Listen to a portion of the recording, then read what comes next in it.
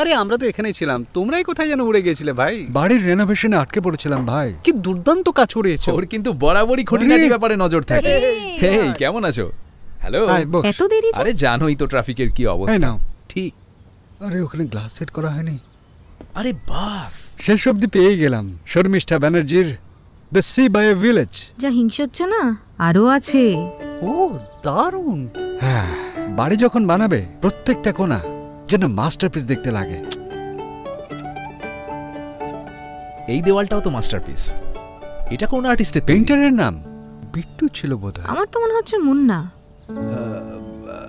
কি আশ্চর্য ব্যাপার না, যারা এত যত্ন আর পরিশ্রম করে আমাদের বাড়িঘর সাজিয়ে তোলে, আমরা তাদের নামই বেমালুম ভুলে যাই।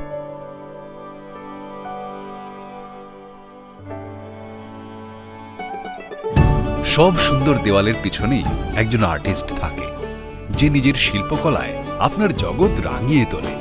তাই এশিয়ান পেইন্টস প্রত্যেক দেওয়ালের স্রষ্টা সেই আর্টিস্টদের কুর্নিশ জানায়, যারা তাদের শিল্প ক্ষমতায় আপনার মান বাড়ায়। আপনার চোখ জুড়োনো দেওয়াল আর তার স্রষ্টা আর্টিস্টের ছবি ইনস্টাগ্রাম অথবা ফেসবুকে এশিয়ান পেইন্টসকে ট্যাগ করে পোস্ট করুন। এশিয়ান পেইন্টস আপনাদের দুজনকেই সম্মানিত করবে।